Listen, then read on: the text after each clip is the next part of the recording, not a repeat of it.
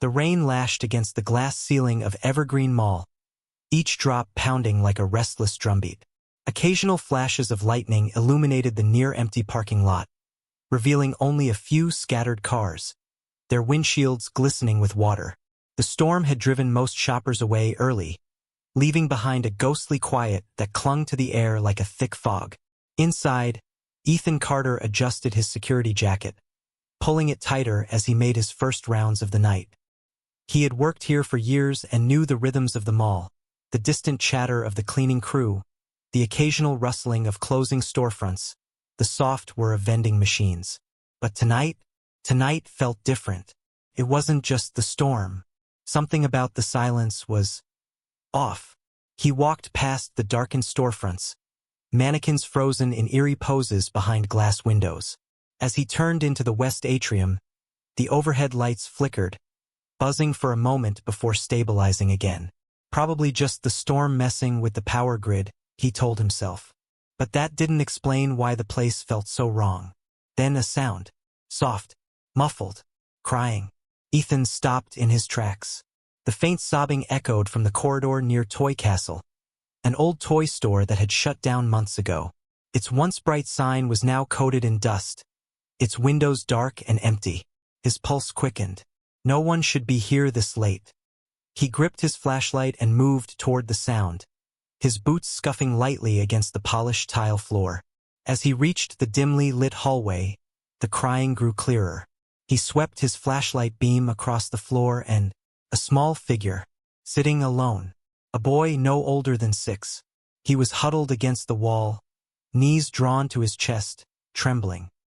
His oversized hoodie hung loosely on his frail frame, and his small shoes were scuffed and dirty, as if he had been running. Ethan crouched down, keeping his voice steady. "Hey, buddy, what are you doing here? Where's your mom or dad?" The boy flinched at first, then slowly lifted his head. His wide, fearful eyes locked onto Ethan's, and in a barely audible whisper, he said, "The bad men. They're still here."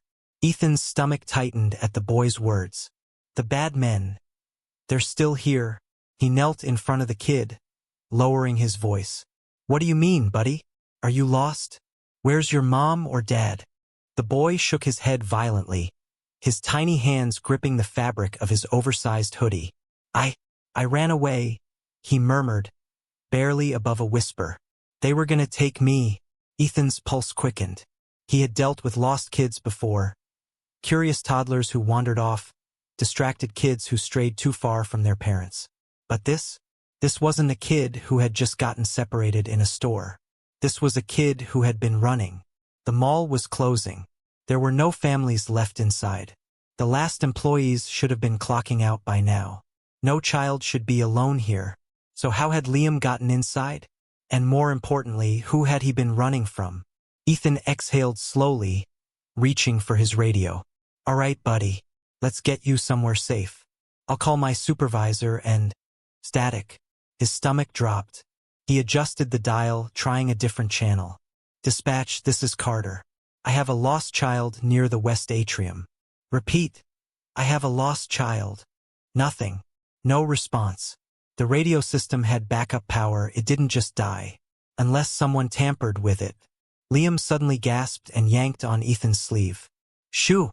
The boy's breathing became shallow, his small fingers gripping Ethan's wrist so tightly it hurt. Then footsteps. Slow. Methodical. Ethan turned his head slightly, keeping one arm in front of Liam. His free hand hovered over his flashlight, ready to unclip it. From the corner of his vision, he spotted him, a tall man in dark clothing, standing near the shuttered storefronts, pretending to read a for-lease sign. But Ethan wasn't stupid. The guy wasn't reading. He was watching. The moment their eyes met, the man smirked, a slow, knowing smirk, like he had been expecting them all along. Ethan's heart pounded. Then, just past the display racks, voices. Muffled. Low. 2 men talking. Ethan tensed, his body still as he listened. "We already lost 2. If we don't move the rest soon, it's over."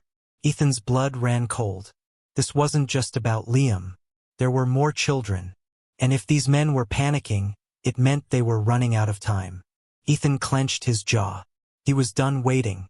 Grabbing Liam's hand, he stood and whispered, "We need to go. Now." Ethan didn't hesitate. He grabbed Liam's hand and moved quickly, his pulse hammering in his ears. "Stay close, buddy. We're getting out of here." Liam clung to Ethan's side, his small fingers digging into his jacket. Every instinct told Ethan to get to the security office, but as they neared the atrium, his stomach dropped. There were more of them. 3 men. ***, dressed in black, moving in sync. ***, were positioned near the exits. One stood by the main doors, another near the escalators, and the third, pretending to check his phone, lingered by a vending machine. But Ethan knew. They weren't customers.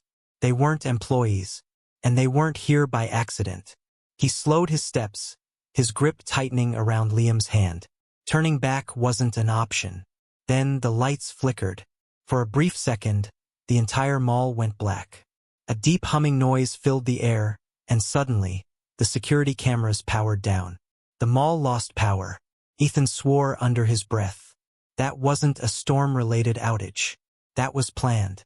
A loud metal clang echoed across the atrium, the unmistakable sound of the security gates locking into place. Ethan moved faster, heading straight for the nearest exit. He reached the doors and yanked the handle. It didn't budge. Locked. From the outside. Someone had trapped them inside. Ethan spun around, his heart hammering against his ribs. Liam let out a shaky breath, his small hands trembling. "They weren't supposed to lose me," Liam whispered. Ethan froze. "What did you just say?" Liam swallowed hard, his voice barely audible. "I wasn't the only one." Ethan's stomach twisted into a knot. This wasn't just a lost kid. This was trafficking. And Liam was just one of many. Ethan scanned the mall, frantically searching for an alternative route. The security office was too far. The main exits were blocked. Then an idea. The stores. If he could get inside one, he might be able to cut through a service corridor and make his way to the back exit near the loading docks. He turned toward a sporting goods store, its glass doors unlocked. "Perfect. Come on," he whispered, ushering Liam forward. But the second they stepped inside, Ethan stopped cold. A man was already inside, dressed in black, waiting for them. The man's head snapped up. Ethan barely had time to react before the guy lunged. "New plan, run." Ethan yanked Liam back, just as the man lunged toward them. He twisted on his heel and bolted in the opposite direction, dragging Liam with him. He heard the kidnapper swear, then the pound of footsteps behind them. They weren't just trapping them inside. They were hurting them. The only way out now was the back service exit. It was on the other side of the mall, and Ethan had no choice but to reach it fast. Ethan's heart pounded as he sprinted through the dimly lit corridor, Liam clinging to his side. The kid's breathing was shallow, his tiny hands trembling against Ethan's jacket. Behind them, the rhythmic thud of heavy boots echoed through the mall. They were being hunted. Ethan took a sharp turn, nearly slipping on the tile floor as he bolted toward the employee entrance. He knew there was a service corridor behind the food court. If he could reach it, he might be able to find a way out. But as soon as they turned the corner, a shadow moved. A man stood in their path, blocking the way, dressed in black, waiting. Ethan barely had time to react before the guy lunged.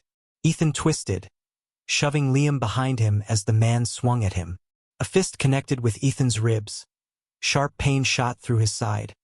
But he didn't stop. He had no choice but to fight. Gritting his teeth, he threw a punch, his knuckles slamming into the attacker's jaw. The man stumbled back but didn't go down. Liam let out a panicked gasp. Ethan knew he had seconds before the others caught up. He needed to end this.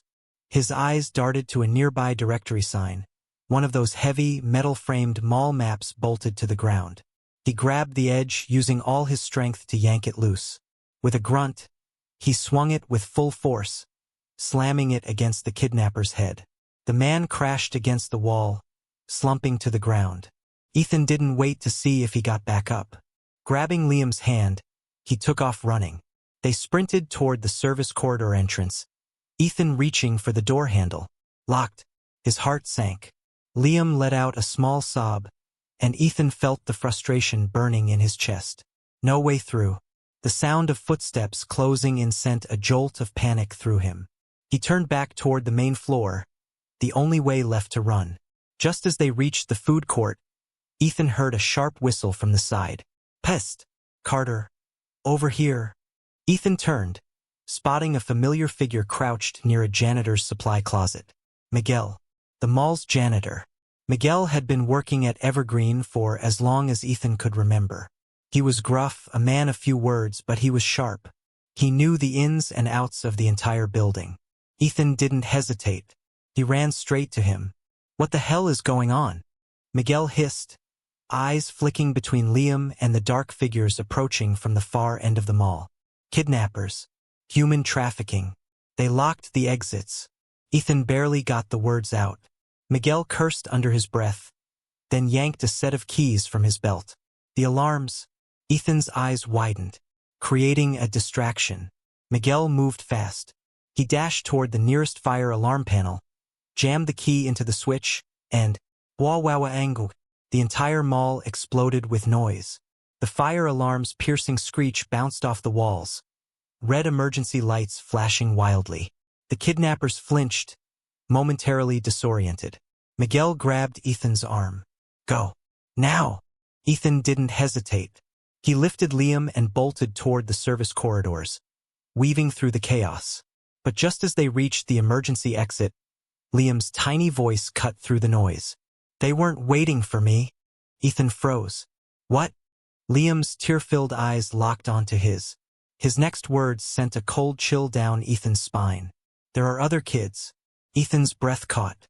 This wasn't just about Liam. There were more children, hidden, somewhere in this mall.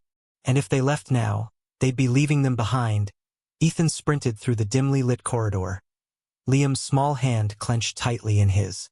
The fire alarm still shrieked through the mall, red emergency lights casting frantic shadows against the walls. They had one chance to call for help before it was too late. Ducking into an old staff break room, Ethan slammed the door shut and twisted the lock.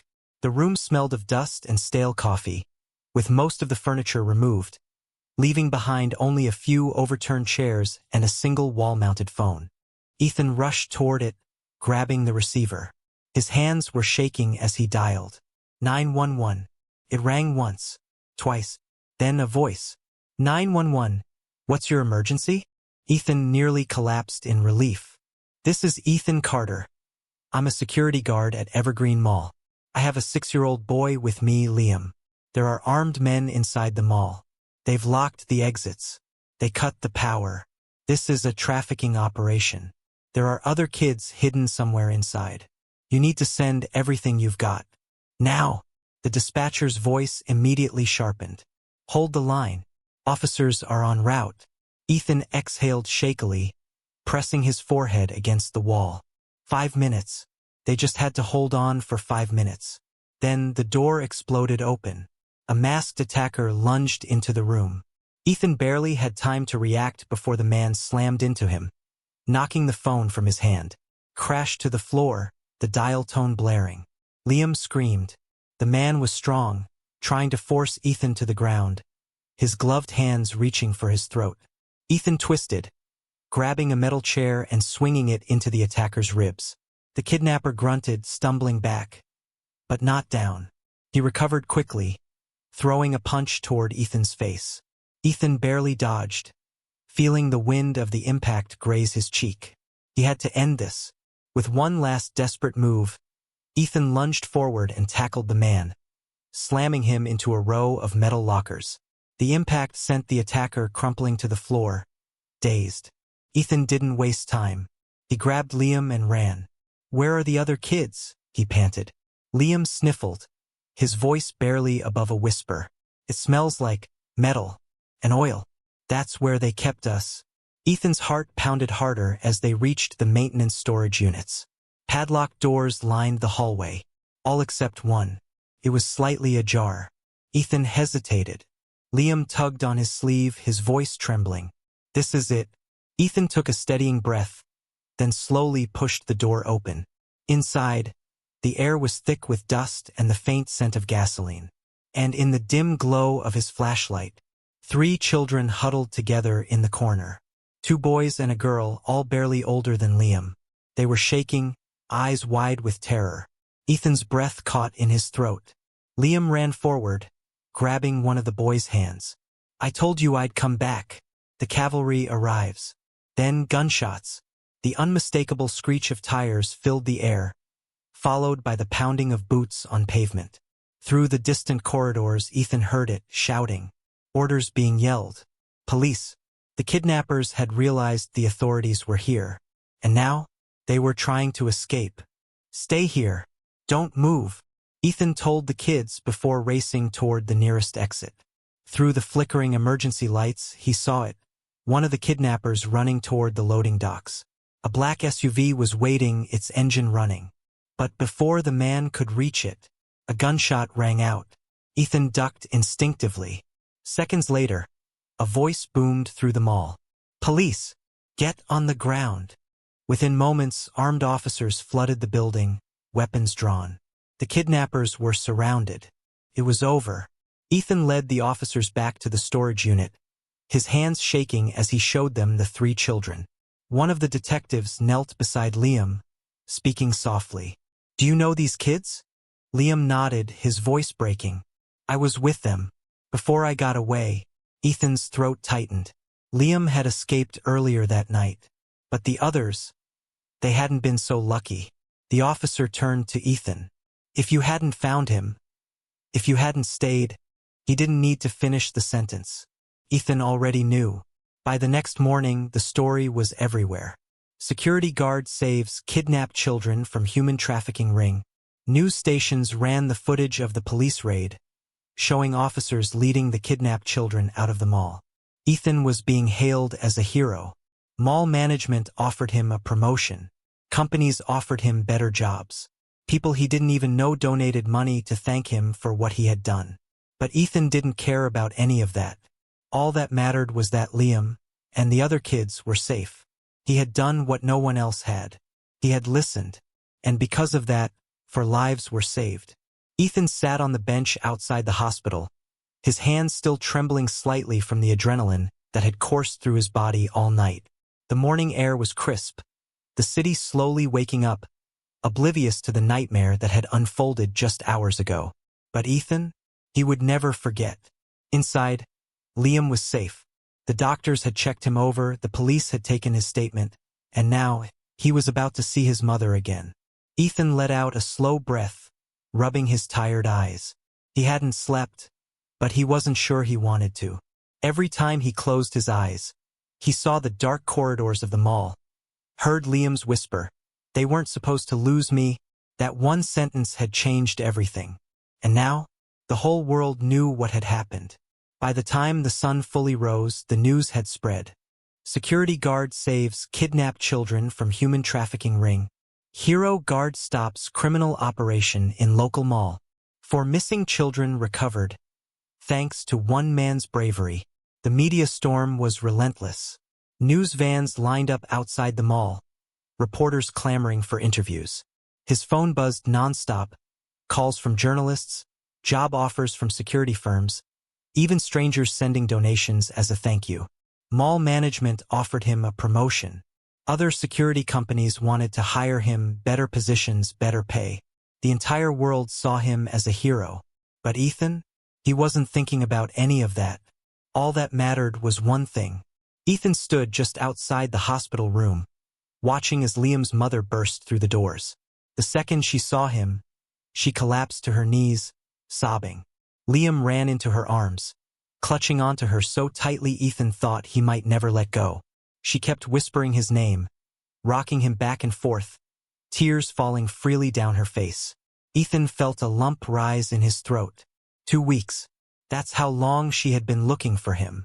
That's how long she had been living in a nightmare, wondering if her son was even alive. And now, he was back. Because Ethan had stopped. Because Ethan had listened. Liam's mother turned to Ethan, her eyes red, filled with gratitude. She didn't have the words, but she didn't need them. She just walked over and hugged him. Ethan wasn't sure what to do at first, but eventually he just held on. "Thank you," she whispered. "You saved my baby." Ethan blinked hard, forcing down the tightness in his chest. "I'm just glad he's safe." As Ethan walked outside, the weight of everything finally hit him. For years, he had been drifting, stuck in a job he didn't care about, struggling with his own past failures. He had always thought he was just a guy doing a job. But last night proved something else. Maybe he was meant for more. As he reached the parking lot, a small voice called out behind him. "Wait!" Ethan turned, and there was Liam, running toward him. Ethan crouched as Liam threw his arms around his neck, hugging him tightly. For a second, neither of them said anything. Then Liam pulled back, holding out something small. "Plastic toy soldier. I want you to have this," Liam said, sniffling. "Because you're the strongest person I know." Ethan felt something crack open in his chest. His fingers curled around the tiny figurine. And then Liam looked up at him with tear-filled eyes and whispered, "You're my guardian angel." Ethan swallowed hard, nodding once. "Anytime, buddy." Liam gave him one last smile before running back to his mother. And as Ethan stood there, toy soldier in hand, watching the sunrise over the hospital, for the first time in years he truly believed it.